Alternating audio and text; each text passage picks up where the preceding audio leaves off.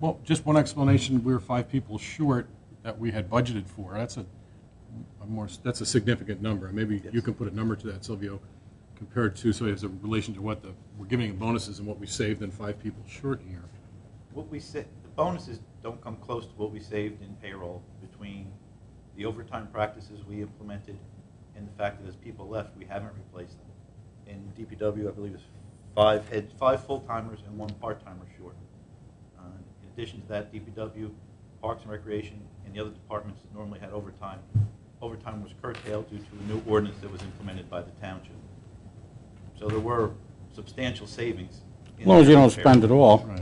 So I think the point is, I don't want to say, people say that maybe it's found money. It's not found money. It was work. It was hard work on with our professionals and with the thought of the township committee to make sure that we keep our expenditures as low as possible. It's not found money. It was money that was hard earned. And I have to give credit, at least to I know the employees in the DPW, with 5 people short and still getting their work done throughout the year. That's an incredible feat, and they should be recognized for that. At least verbally here in front of everyone. They've done a pretty good job. We have some good employees. In addition to that, several of the projects Jerry took out to bid over the last year came in substantially lower than we had budgeted. So some of the excess was canceled, and we do have an excess now in our capital improvement fund that if a furnace were to go or another emergency along that level, we have funds in our capital improvement fund that would be able to cover it. And how are we? Jerry actually came under budget in several projects. We saved about $150,000 we were able to put back into the capital improvement fund that we didn't need to spend on capital projects because the bids came in lower or the projects came in under the original quotes. But on the other hand, we did less roads this year, correct? We did 1 road. 1 road. And then the county did partial of Road. So next year, we're still going to need money. Oh, we're going to need money every year, and we're going to need money for roads. I agree with you there. And those roads, I mean, the project we did this year for the 1 road we did. I believe that also came in under budget. Jerry came in lower on Ridgedale Avenue than we originally projected. I read that too. But that 1 road section, do you remember the cost? Okay. Remember what it came in at, Jared? No, but it's substantial. It's well in excess of what we're talking about for raising. Okay. Can I add a point? Thank you. Oh, okay, go ahead. Yeah, I'd like to just add one point. If this were to come up in June, I think I would have an issue with it.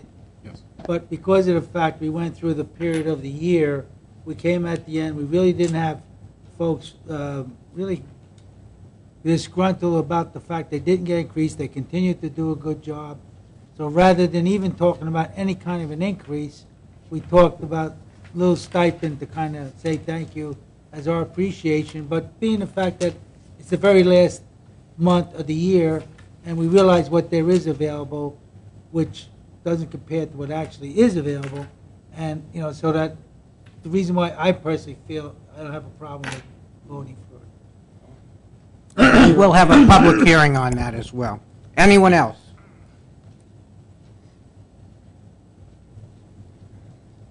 Tom Harrington, 82 Mountain Avenue, Cedar Knolls. I just want to bring something up to the attention of the board or the committee on safety. On Ridgedale Avenue and Elm and Mountain, the traffic light, we have a problem there.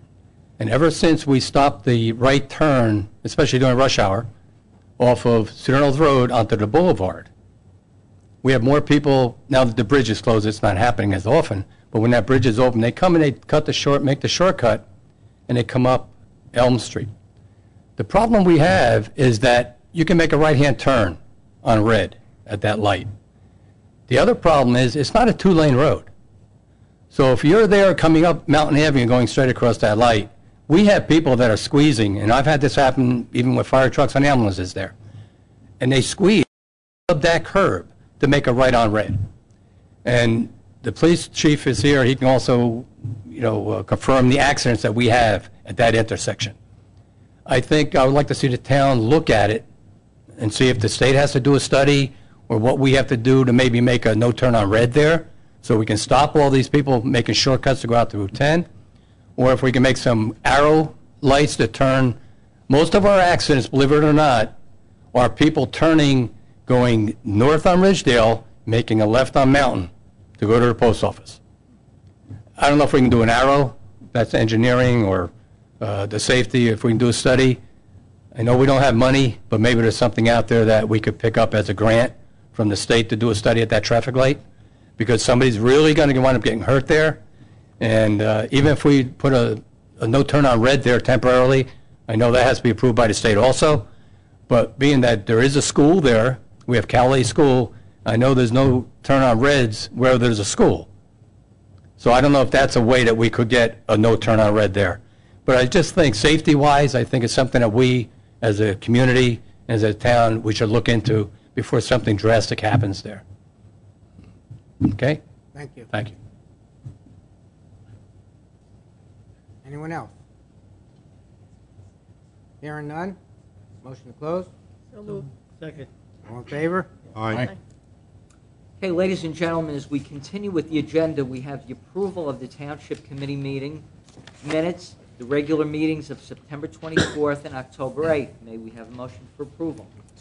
So moved. Second. So moved by Mr. Sheridan, seconded by Mr. Schleifer. All in favor? Aye. Communications, we have two items of communication. The first is a request for the drawdown of township tax money to be paid by, to the Hanover Township Board of Education in the amount of $1,509,799. May we have a motion for approval? So moved. So moved by Mr. Capola. Second. Second by Mr. Sheridan. On roll call, Mr. Sheridan. Aye. Ms. Zarate. Aye. Mr. Schleifer. Aye. Mr. Capola. Aye. And Mr. Ferriello. Aye. And the second item is a letter that I received from the Chief of Police that he had received. It's addressed to Chief Gallagher. It's dated November the 30th. It says, Chief Gallagher, after much thought and consideration, I have decided to retire. I believe this decision is best for me and my family. I would like to thank you for your assistance and support over the years. In accordance with Township Ordinance 61-21F, this is my written notice of my intent to retire on February 1st, 2010. I've enjoyed my 25 years of service to the Township. I hope I will be remembered for setting a good example and making a positive contribution to this department. I wish you the best in your future endeavors. Sincerely, Detective David Guerin. May we have a motion to approve and accept the letter of retirement? So moved. So moved by Mr. Sheridan. Second. Second by Mr. Schleifer. All in favor? Aye. So accepted and approved. And as we continue, ladies and gentlemen, we have the following department reports that have been filed in my office, and they are as follows. We have the Township Engineer's monthly report of all activities conducted by the Engineering Department during the month of November 2009. The construction official has submitted two sets of reports dated November 17th and December 2nd on all certificates of occupancy and building permits that have been issued. The Township's property maintenance officer, she has submitted two reports as of November 23rd and December 9th. We have the Township's CMFO's report as Township Treasurer on all receipt of budget revenues as of November 23rd. And the final report is the report of the Superintendent of Public Works on all activities and projects conducted by Public Works during the month of November 2009. And all those reports are available for public inspection. As we continue with the agenda, ladies and gentlemen, the Township Engineer has submitted one letter payment recommendation in the amount of $77,586. This is the Police Department shooting range located at the Hanover Sewerage Authority plant on the furnishing and installation of a bullet trap wall 9 feet high.